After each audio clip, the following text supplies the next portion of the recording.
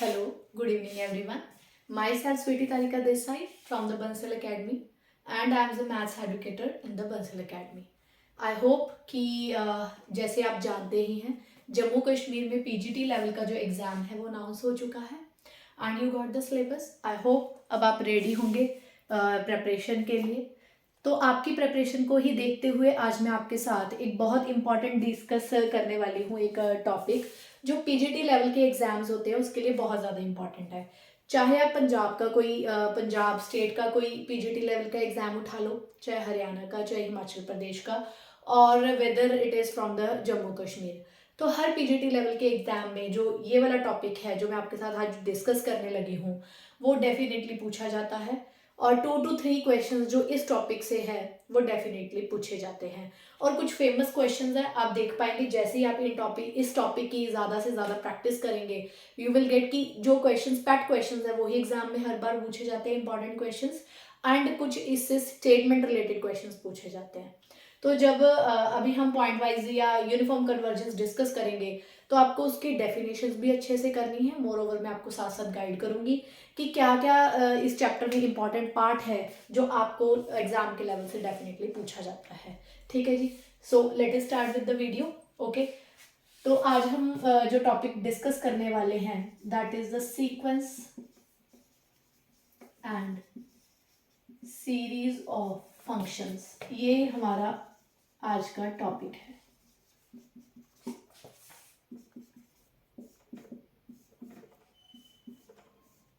Sequence and series of function. इससे पहले आपने अप टू ग्रेजुएशन लेवल ये डेफिनेटली ये वाला सुना होगा sequence series of numbers, right. अब हम पढ़ने वाले हैं सीक्वेंस सीरीज ऑफ फंक्शन जो मास्टर्स में हम ये टॉपिक डेफिनेटली रीड करते हैं. तो सबसे पहले आई विल ट्राई कि मैं आपका सीक्वेंस सीरीज ऑफ नंबर का जो बेस है वो क्लियर करूं, फिर उसको कोरिलेट करते हुए हम सीक्वेंस सीरीज ऑफ फंक्शन पे मूव कर जाएंगे. ठीक है जी. तो वेरी सिंपल, सबसे पहले हम डिस्कस कर रहे हैं कि what is sequence of function. Sequence of function basically क्या है, पहले हम डेफिनेशन देखते हैं कि it is a function from capital N to R. What is capital N? It is the set of natural number. एक ऐसा फंक्शन जिसकी डोमेन क्या हो, नेचुरल नंबर हो. और मान लीजिए मैंने सीक्वेंस ऑफ रियल नंबर बनाना है, दैट्स वाई मैंने यहाँ पे क्या लिखा है, आर. अगर मुझे सीक्वेंस ऑफ रैशनल नंबर बनाना है तो यहाँ पे मैं क्या लिखूंगी, क्यू. अगर मुझे सीक्वेंस ऑफ इरैशनल नंबर बनाना है तो यहाँ पे instead of R and Q मैं यहाँ पे क्या लिखूंगी, capital I, that represent the set of the all irrational numbers, right. तो ठीक है जी. तो हम जैसे आप यहाँ पे देखेंगे कि एफ हमने सबसे पहले नेचुरल नंबर में सबसे पहले क्या नंबर आता है, 1. तो एफ मैंने 1 पे अप्लाई करा तो मैंने उसको खुद से एक, क्योंकि it will be a real number होगा मेरे पास, तो मैंने उसको खुद से A1 जो है लिख दिया. और जब मैंने F2 पे अप्लाई करा तो मैंने अपनी तरफ से उसको A2 लिखा. जब मैंने 3 पे अप्लाई करा तो it will be A3 and so on. ठीक है जी. तो यहाँ पे मैंने क्या देखा कि मेरे पास A1, A2, A3 ऐसे करके कुछ नंबर्स आ गए हैं. ये किसको रिप्रेजेंट कर रहे हैं? It represent to the sequence of numbers. Sequence of numbers. Why? क्योंकि मैंने ऑलरेडी यहाँ पे आर लिखा है, that's why it is a sequence of real numbers. तो इसको हम और कैसे लिखते हैं, n belongs to the natural number. yes, natural number कहाँ से स्टार्ट होते हैं, 1 से. तो सबसे पहले आप n की वैल्यू 1 पुट करेंगे, A1, 2 पुट करेंगे, A2, A3 and so on. और यहाँ पे भी मैं यही वाली ब्रैकेट्स यूज करूंगी. ठीक है जी. तो जैसे आप देख पा रहे होंगे कि यहाँ पे मैंने 3 डॉट्स लगाए हैं. It represent it is the sequence of infinite sequence of numbers. ये इनफाइनाइट सीक्वेंस है मेरे पास. ठीक है जी, ना कि फाइनाइट है. तो it is infinite sequence of numbers. तो ये हमारे पास आ गया. अब यहाँ पे आपने एक चीज नोट करी होगी कि मैंने ये वाले ही ब्रैकेट यूज करे हैं, जबकि सेट थ्योरी में हम ये वाले ब्रैकेट्स भी यूज करते थे इन सेट थ्योरी.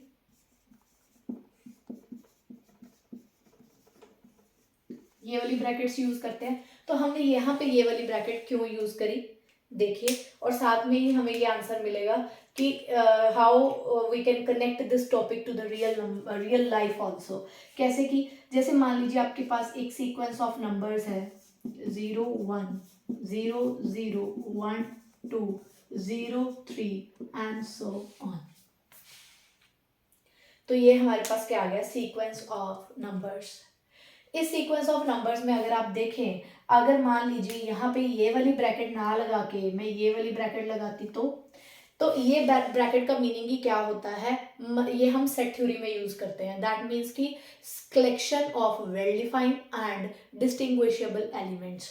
डिस्टिंग्विशेबल एलिमेंट्स, तो यहाँ पे तो जो 0 0 है वो तो सेम आ गए हैं, तो इसको मैं फिर कैसे लिखूंगी, 0 1 2 3। ऑब्वियसली ऐसे लिखना पड़ेगा मुझे, क्योंकि इस ब्रैकेट में क्या करना है, इन सबको उठा के distinguishable element and well defined elements में उठा के लिख देना है, ठीक है।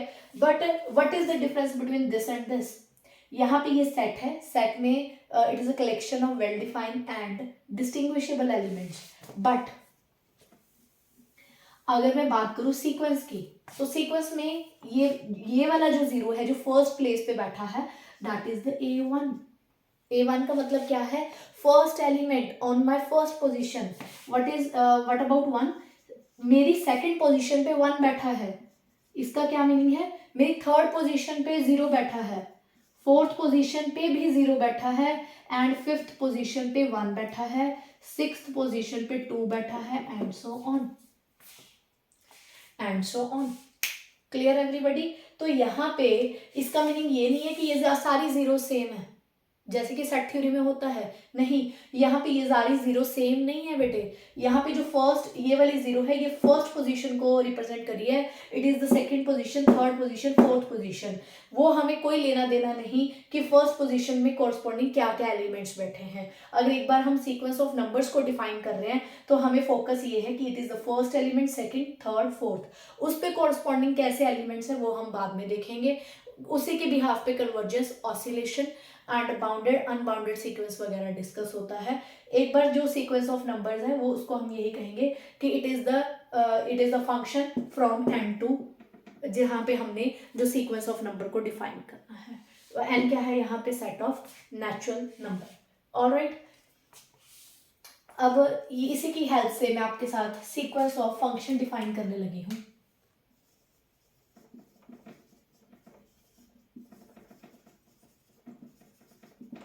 Sequence of functions.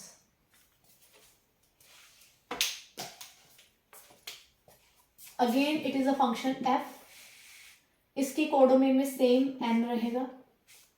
A sequence is a function whose domain is n, but ये sequence of क्या था, sequence of numbers।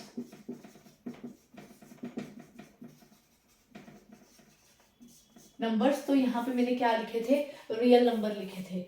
यहाँ पे सीक्वेंस ऑफ क्या है, फंक्शंस। तो यहाँ पे क्या आ जाएंगे मेरे पास, सेट ऑफ फंक्शंस।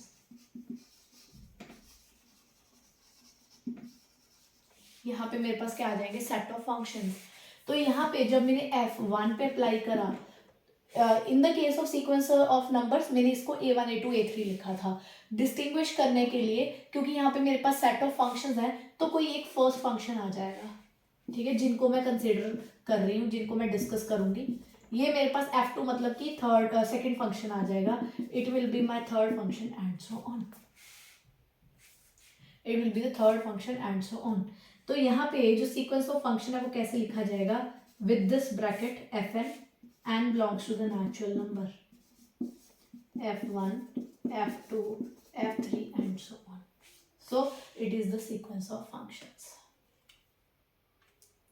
ठीक है जी। वन मोर थिंग, जब भी हम सीक्वेंस ऑफ फंक्शन डिस्कस करते हैं तो यहाँ पे एक कॉमन डोमेन भी डिफाइन करी जाती है, on common domain E, common domain E, वो डोमेन जो है कॉमन डोमेन वो कुछ भी हो सकती है। अब इसी चीज को with the help of an example हम समझेंगे, उसी से आपको क्लियर होगा कि कैसे सीक्वेंस ऑफ फंक्शन लिखा जाता है और कैसे जो कॉमन डोमेन है उसका क्या यहाँ पे कॉन्सेप्ट है। जैसे कि हम यहाँ पे डिस्कस कर रहे हैं एक sequence of function x raise to power n, okay. फिर मैं यहाँ पे जो कॉमन डोमेन है उसका कॉन्सेप्ट भी आपके साथ क्लियर करूंगी। तो सबसे पहले अगर मैं इसको देखूं तो मेरे पास जो सीक्वेंस ऑफ फंक्शन है वो क्या बना, फर्स्ट फंक्शन में यहाँ पे x की power 1, x square, x cube, x की पावर 4, ये वाले मेरे पास सारे फंक्शन आ गए। अब इनको डिटेल में समझते हैं कि कैसे ये फंक्शंस हैं। ये मेरा फर्स्ट फंक्शन है, very important, it is my first function f1, it is my second function f2, it is my third function f3, it is my fourth function f4। तो ये मेरे पास क्या होगी, अ सीक्वेंस ऑफ फंक्शंस। अब इसको through a graph देखते हैं।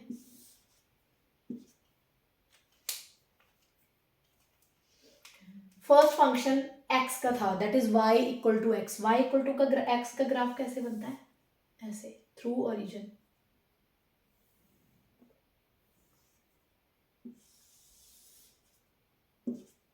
It is my first function f1 x equal to x. Now the second function is f2 equal to x square, that is y equal to x square का graph बनाइए, तो it will be like this, ठीक है जी, that is f2 x square। f3 क्या है मेरे पास, x cube. एक चीज आप ध्यान रखिए, जब भी आप इवन पावर्स वाला फंक्शन लिख रहे हैं तो वो सेम ऐसे एडजेसेंट क्वाड्रेंट्स में रहेगा, और जो ऑड पावर्स का फंक्शन होता है वो हमेशा ऐसे ये वाले ऑपोजिट क्वाड्रेंट में उसका ग्राफ देखने को मिलता है। तो एक्स क्यूब का ग्राफ मेरे पास कैसे होगा, यहां से अंदर की तरफ, यहां से नीचे को होते हुए यहाँ, और ये जो कॉमन पॉइंट है वो सब में x इक्वल टू 1 का आ रहा है।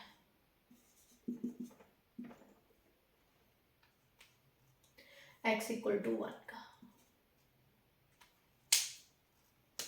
ये जो ग्रीन वाला फंक्शन है that is f3 function, that is x की क्यूब।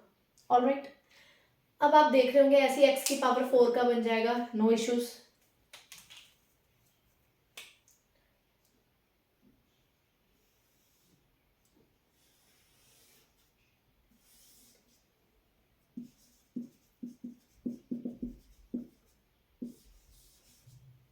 f4 x की पावर 4 का जो मेरे पास फंक्शन बन जाएगा ये। अब आपके पास सारे सेट ऑफ फंक्शंस आ गए यहाँ पे, ठीक है, मैंने 4 तक के ड्रॉ कर दिए, f1 f2 f3 f4। इन सब फंक्शंस को अब आप कैसे देखना चाहते हैं, दैट डिपेंड अपॉन अस और ऑन द एग्जामिनर। जैसे एग्जामिनर आपको कहे कि इन सारे फंक्शंस के बारे में एक डिस्कशन करिए on the full domain are, पूरे के पूरे रियल एक्सिस पे आप इसका डिस्कशन करिए, तो it will be a question. तो अगर मान लीजिए आपको एग्जामिनर ने कहा कि मुझे फुल आर, पूरे रियल लाइन पे इसकी डिस्कशन की कोई नीड नहीं है, आप थोड़ा सा मुझे इन सब फंक्शंस का बिहेवियर बता दीजिए ऑन दिस डोमेन।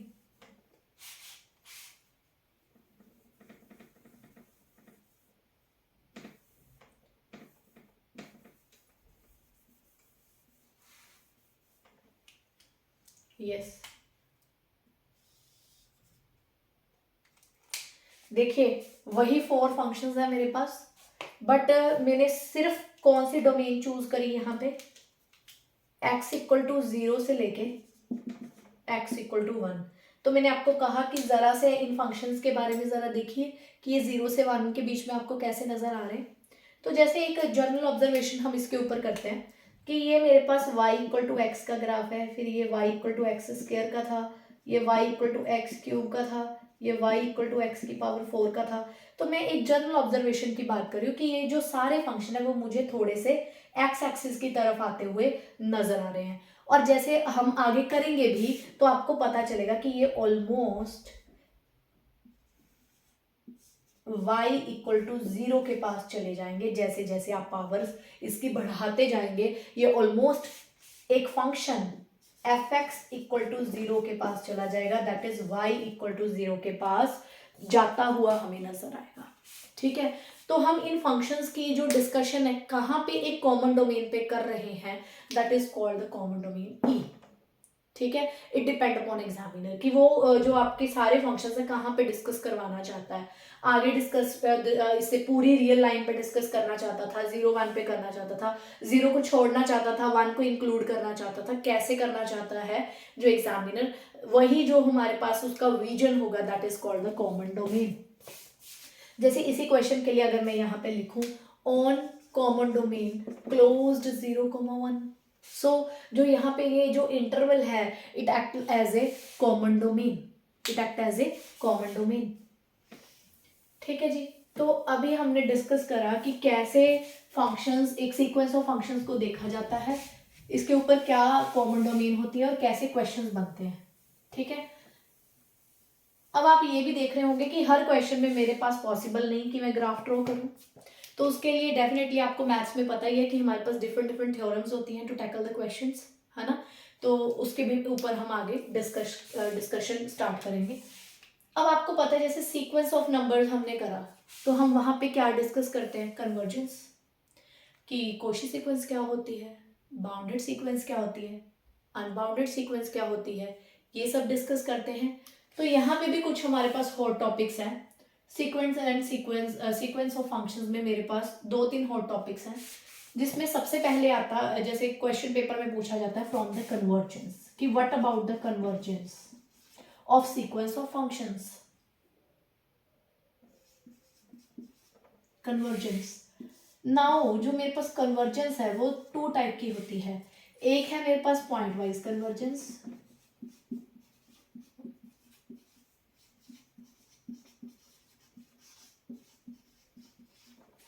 जो सेकंड है मेरे पास that is the uniform convergence.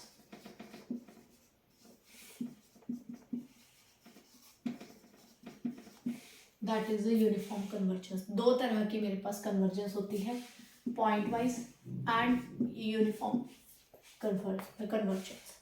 तो इन दोनों में बहुत थोड़ा सा ही फर्क है, बट इंपॉर्टेंट डिफरेंस है from the point of view of exam. तो सबसे पहले एक एक करके डिस्कस करेंगे। Late us start with the point wise convergence.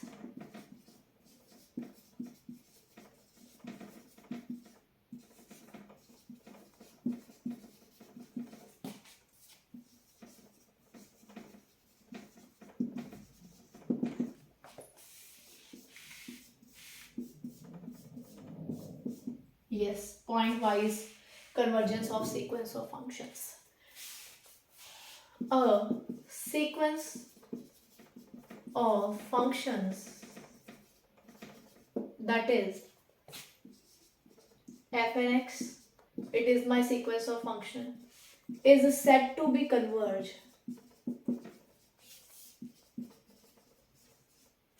point wise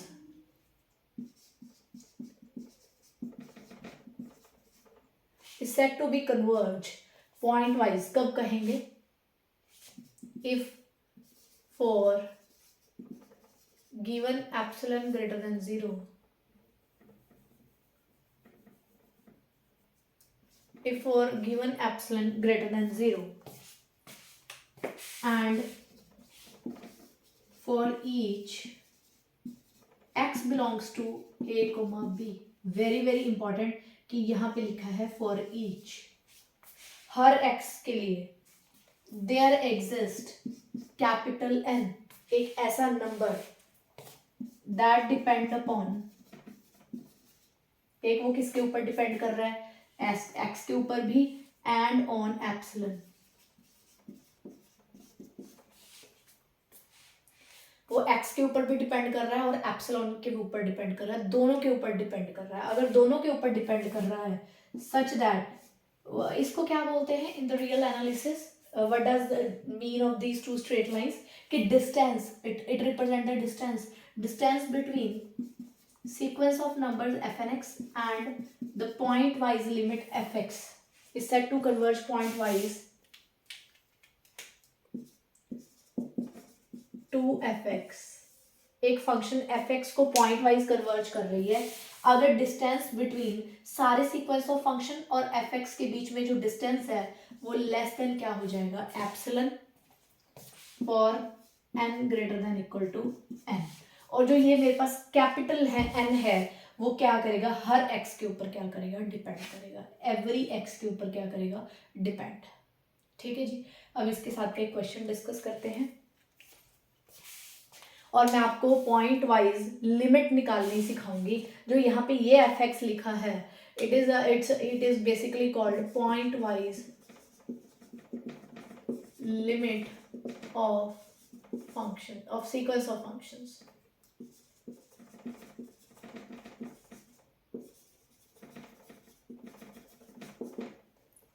ठीक है जी, पॉइंट वाइज लिमिट जो है इसको कहा जाता है।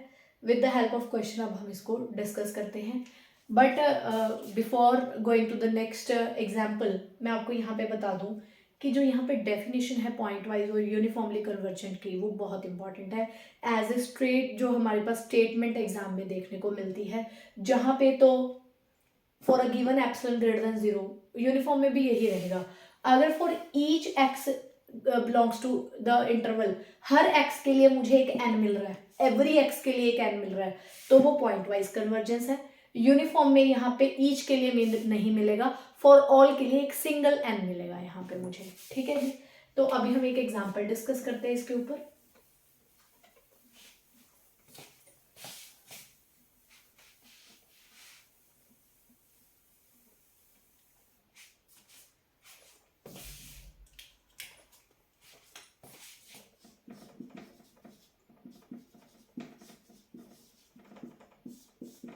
एग्जाम्पल, ये वाली एग्जाम्पल देखिए,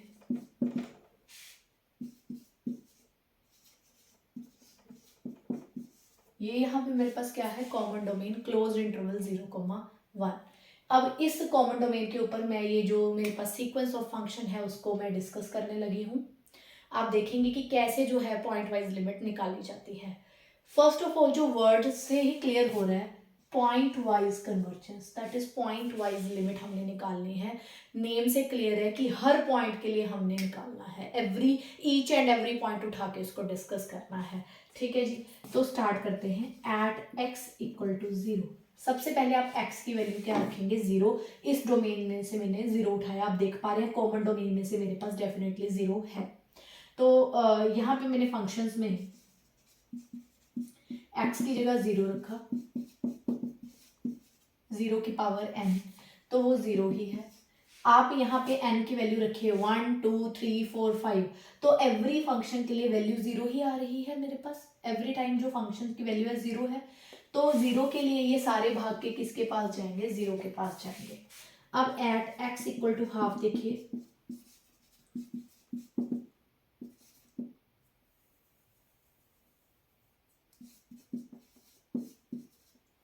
हाफ की पावर n। तो अगर मैं इसको देखूं, जब मैंने हाफ रखा, n की वैल्यू 1 रखी तो 1/2, 2 रखी 1/2 का स्क्वायर, 3 रखी 1/2 का क्यूब, 4 रखी 1/2 की पावर 4, तो ये भाग के किसके पास जाएगा, yes everybody, as n tend to infinity. हम देख रहे हैं कि पहले 1/2 0.5, 1/2 का square that is 1/4, that is 0.25, 1/8 छोटा होता जा रहा है, जो नंबर है वो छोटा होता जा रहा है, 0.5 0.25, उससे छोटा उससे छोटा, तो ये भाग के किसके पास जाएगा, 0 के पास, as n tend to infinity, तो 1/2 रेज टू पावर n किसके पास जाएगा, भाग के 0 के पास।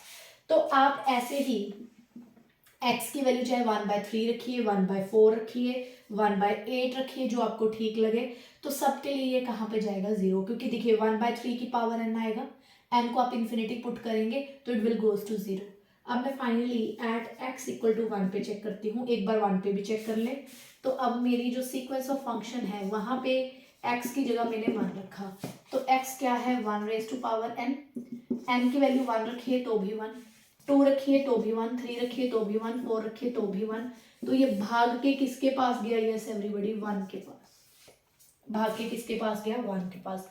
तो यहाँ पे जो मैंने है ये सारे डिस्कस करे हैं, पूरे पॉइंट वाइज डिस्कस करे हैं, एवरी पॉइंट के लिए डिस्कस करा है। अब मैं इस सारी डिस्कशन को एक्चुअली समरी बनाऊंगी। देखिए समरी को ही क्या बोलते हैं, उस समरी को जो एक फंक्शन डिफाइन करेंगे, that is the point wise limit of a function, that is fx, it is called point wise limit.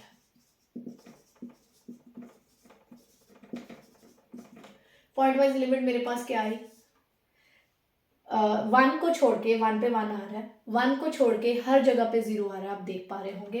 तो जब x की वैल्यू मेरी क्लोज 0 1 ओपन वाली साइड है, तो ये भाग के किसके पास जा रहा है, 0 के पास, और जब x की वैल्यू 1 है तो किसके पास जा रहा है, 1 के पास, ठीक है। तो इस सारे को मैंने समराइज करा कि ये भाग के एक फंक्शन fx को कन्वर्ज कर रहा है, पॉइंट वाइज इसको लिमिट कहा जाता है, 1 के ऊपर 1 है, अदरवाइज बाकी पॉइंट्स पे सब पे क्या है, 0। आई होप कि आपको ये जो क्वेश्चन है पॉइंट वाइज लिमिट इसकी समझ आई होगी। हाँ, जो वो वाला कॉन्सेप्ट है कि कैसे हम n चूज करेंगे for each x for all x जो यूनिफॉर्म कन्वर्जेंस में आएगा, वो मैं आपको आगे 2 और एग्जांपल्स डिस्कस करवाऊंगी, उसके साथ आपको ज़्यादा क्लियर होगा। यहाँ पे मैं आपको ये समझा रही हूँ कि हर पॉइंट पे कैसे पॉइंट वाइज लिमिट निकाली जाती है और ये पॉइंट वाइज कन्वर्ज यहाँ पे कैसे करेगा। जो इस चीज़ को है हम नेक्स्ट क्वेश्चन के थ्रू डिस्कस करेंगे by taking proper epsilon and all. ठीक है, अभी आपने देखा होगा कि पॉइंट वाइज लिमिट कैसे निकालते हैं। नेक्स्ट आ गया हमारे पास यूनिफॉर्म कन्वर्जेंस। आज मैं आपके साथ डेफिनेशंस डिस्कस कर रही हूँ और पॉइंट वाइज लिमिट आपको निकालनी बताई है। फिर इसके बाद हम एग्जाम्पल्स के थ्रू देखेंगे कि कैसे पॉइंट वाइज लिमिट और यूनिफॉर्म कन्वर्जेंस थ्रू डेफिनेशन देखा जाता है। ठीक है जी, नेक्स्ट आ गया definition of uniform convergence.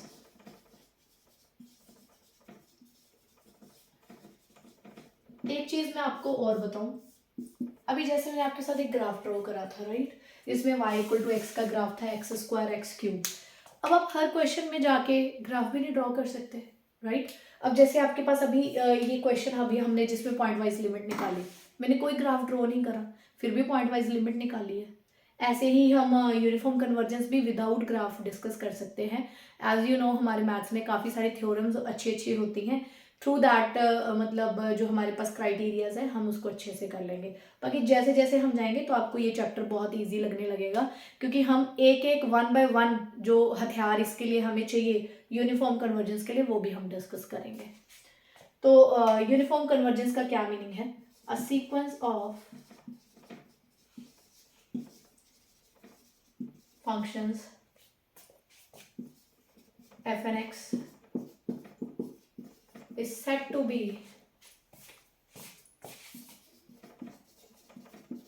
converge uniformly to function fx। इसको क्या बोला जाता है? यस, ये वाला fx कौन सा है? It is the point wise limit जो अभी हमने निकाली, point wise limit of sequence of functions is said to be uniformly converged to fx if for each epsilon greater than 0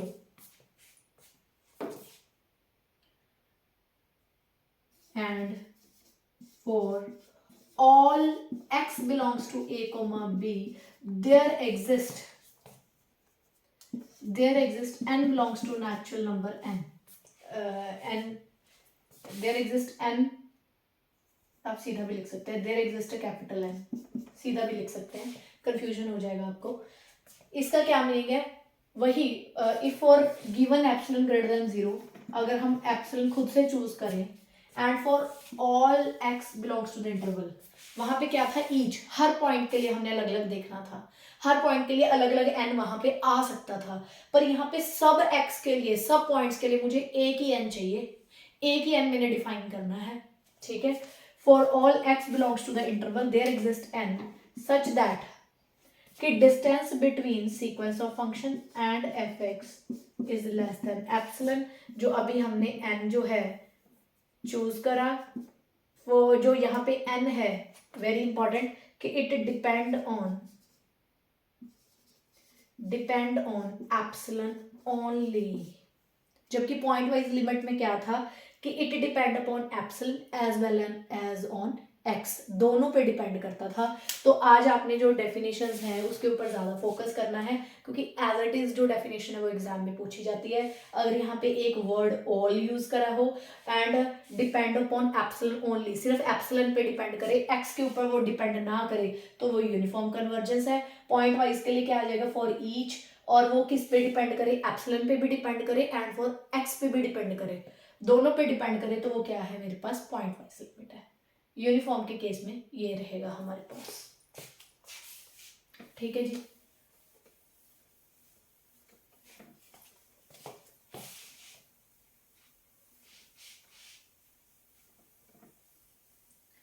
अब इसके साथ हम एक क्वेश्चन डिस्कस करने लगे हैं।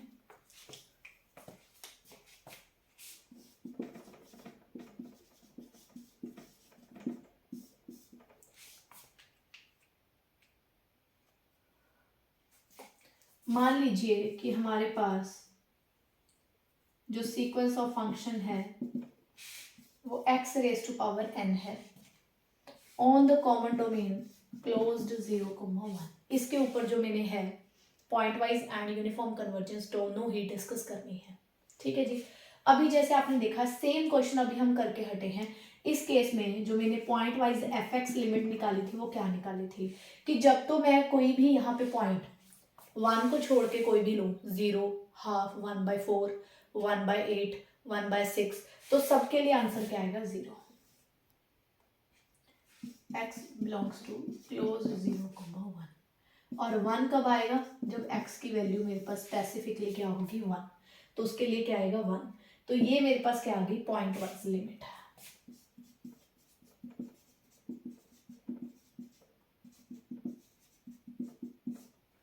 Point wise limit. अभी हमने देखा कि हमने क्या चेक करना है कि distance between fnx and fx it should be less than epsilon. मेरे पास फंक्शंस क्या है x raise to power n minus एक बार जो मेरा फंक्शन है वो डोमिनेटिंग 0 है, उसको मैं 0 ले लेती हूँ, लेस देन एप्सिलॉन। यहाँ से मेरे पास क्या आया x raise to power n less than epsilon आया। क्लियर। अब यहां से आप क्या करिए, दोनों साइड लॉग ले लीजिए, n log x, just a minute, x raise to power n less than epsilon. अब आप यहाँ पे एक चीज का खास ध्यान रखेंगे, जैसे अभी हमने डेफिनेशन करी थी कि n greater than equal to यहाँ पे मुझे एक नंबर n मिल जाना चाहिए, है ना। तो यहाँ पे जो n है वो ग्रेटर देन ये होना चाहिए हमारे पास, तो वही चीज मैं यहाँ पे करूंगी। जैसे अभी आपने देखा मैंने कहा log ले लो, तो n वैसे तो फिर साइन चेंज हुआ नहीं n की तरफ, तो मैं क्या कर रही हूँ इसको पहले रेसिप्रोकल कर लेती हूँ, 1/x raise to power n, तो ऐसे भी लिख सकते हैं ग्रेटर देन 1/एप्सिलॉन। अब इसके ऊपर आप log लीजिए n log 1/x log 1/एप्सिलॉन। अब आप इसको इससे करिए डिवाइड,